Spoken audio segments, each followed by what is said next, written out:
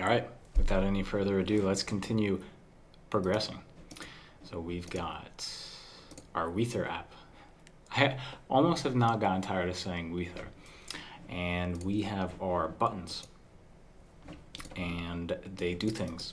So let's say we want to convert ETH to wETH. Okay, this is where things get a little bit tricky, and we're going to want to be cautious when we're stepping through this. And this is the primary reason why we have Kovan Ether in the first place, the whole test blockchain, because it's easy to mess things up, no doubt. And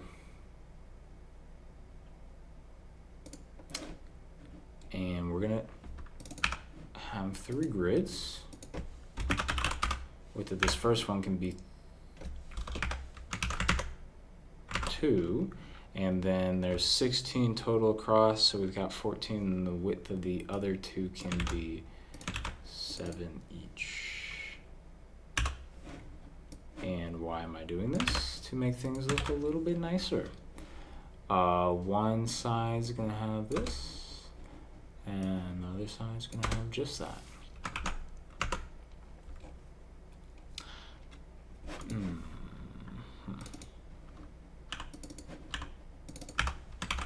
Let's try that. 3, 5, 5.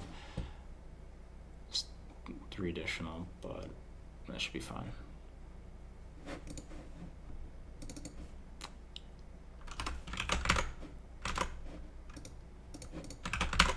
That's more space. So, yeah, let's add a little bit more space. Too much space.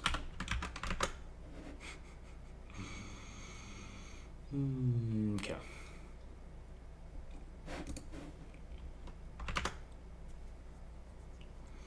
So we got our convert ETH to wETH, and we got our convert wETH to ETH.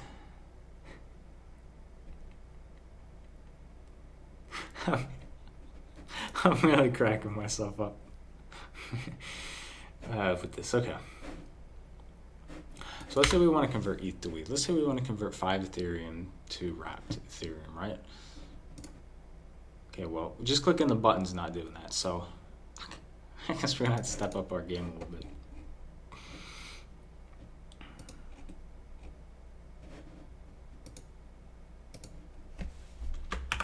And this should be convert. Oh shit.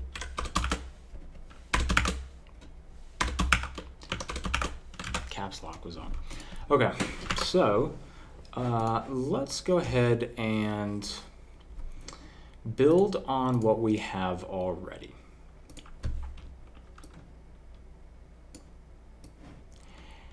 And I guess for just safekeeping, you know, for now is less than or equal to 0,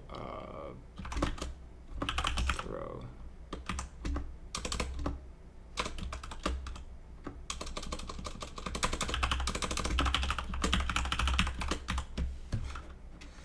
Right. And if we're not on the Kovan blockchain,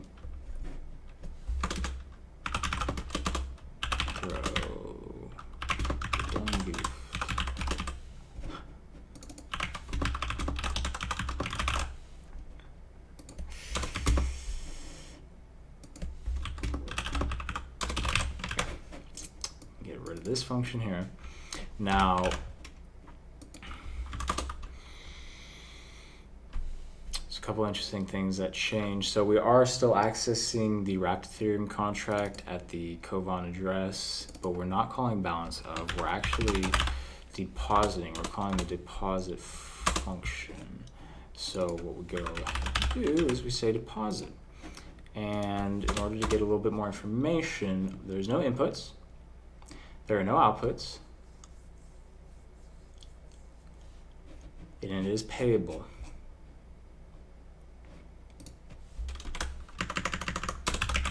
Now, there are no inputs, so we take this out. There's no first parameter. But we do need to update this small JSON data structure. We do need to add, yes, it's from the web3.accounts.0, but we need to specify what the value is that we're sending in, and that's where the amount comes from. So, two-way amount. I hope that works. Let's copy it up here and log it to console so we know how much. And log R. Okay. And this is for the ETH to wETH.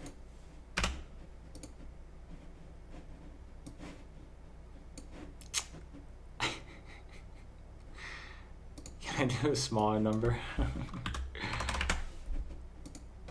So obviously it's working and it's sending in the right amount. And if I click confirm, what happens next?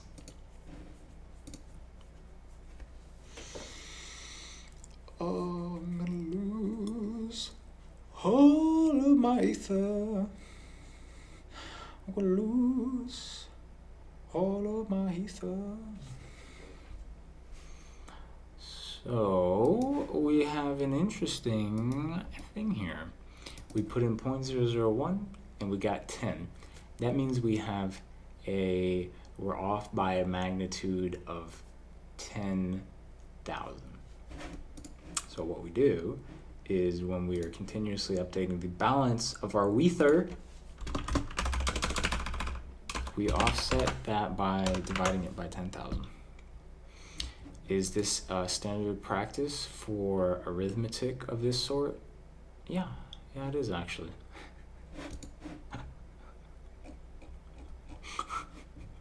So we got the wETH converting to the ETH, and it's updating on the front end. So that's really cool. And now we just need a wETH to ETH to get it back. Let's do it again. Let's go big. Go big or go home, right? Let's go ahead and send 15 Ethereum on over. I'm just so happy because this is working. No, it's not too difficult to do this kind of stuff. Oh,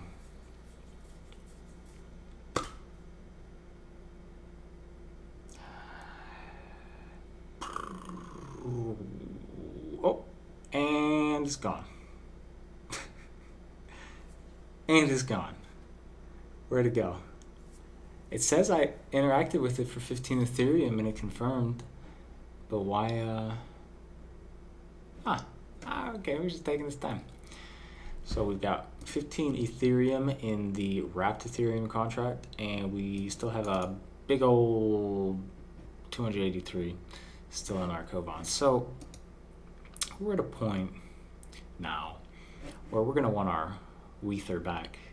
We're gonna want our Ether back. We're gonna want to get rid of our wETher. So what do? Well, first thing is we copy all this stuff over and work off of it. Now, we're obviously not depositing. I believe it is the withdraw function with an input uint 256 wad not payable. So what we're going to do is actually call a withdraw function, and we do need to put in the amount, the web3.2 way amount for our first parameter. We don't need a value because we're not sending Ethereum into it. And I guess we can get rid of these console logs. We know we're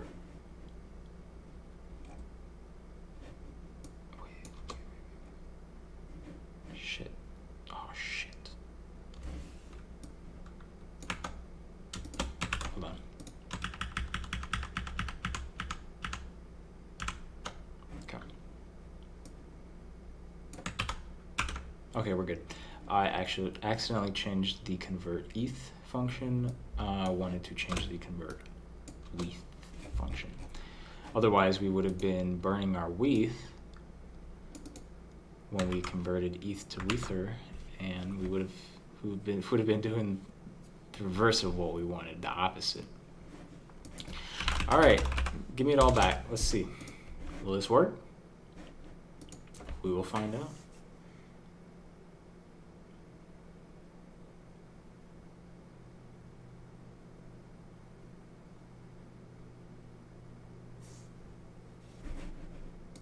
Transaction failed.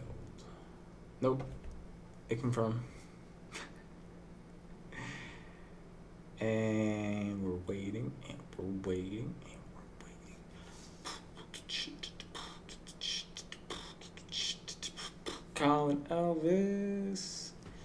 Is anybody home? All right, and we're back. So we got our all of our ether, and you know what? I mean, like, look, this is it. This is working just fine. If I wanted to be, like, do whatever, look at this. I could say, oh shoot, I hope I didn't send all my ether in. Uh-oh, I might not have enough to get it back. Uh-oh, hold on. Hold on. Hold on.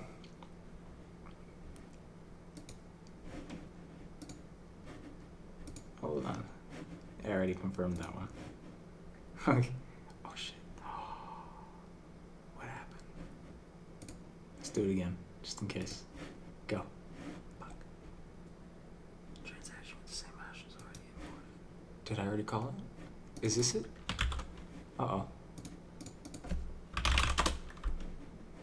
Let's search the transaction hash that I was copy pasting from the function call. Yeah, when you fire a function, you can do console.log r and it returns the transaction hash, just so you can look at what's going on. And we got it back. Okay, we're good. Good Lord. That would have been bad if I had transferred everything over. I had Ether on the other account, I suppose. So it would have been okay. All right, so hey, look, we've got the buttons all ready to go for converting it. And you know what? As it turns out, we don't even need the home. We don't need the convert. We don't need history settings. We could just literally demolish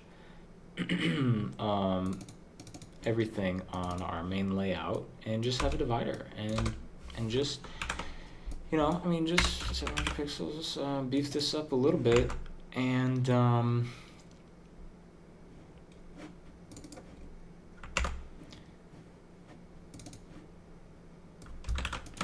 BR. I think everything needs to be aligned to the center. Can we just do align center right here in the main div, and everything looks good from there? I think so. Yeah.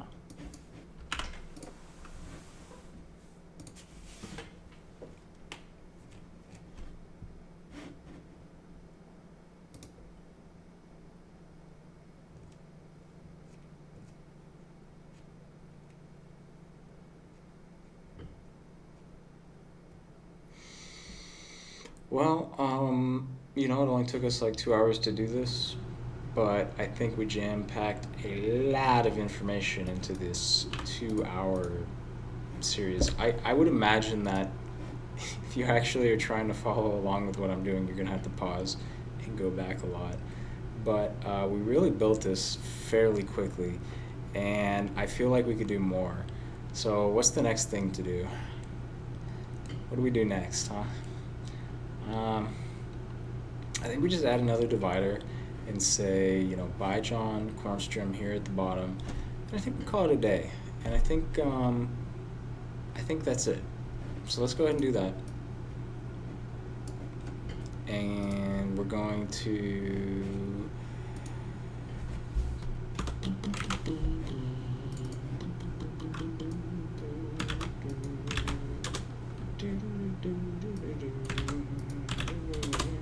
look how powerful copy and pasting is. It is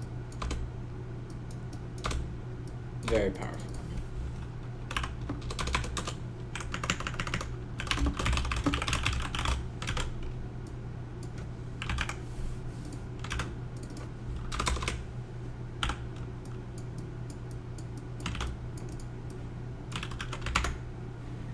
Yeah, and I think that's going to be it. Oh, right.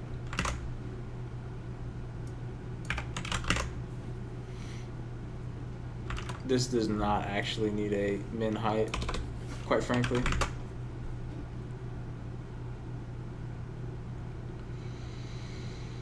Oh, fantastic. And yeah, there you have it. Now you've got like a little web app for doing, your ether to wETher and your wETher to ether conversions. Super simple. And this could obviously be expanded to have a lot more use cases, a lot more other smart contracts that you want to interact with, really anything. And I think this is a good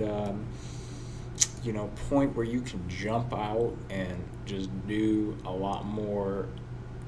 If you're a traditional web developer, you can take small components like this and add it into your application however you see fit.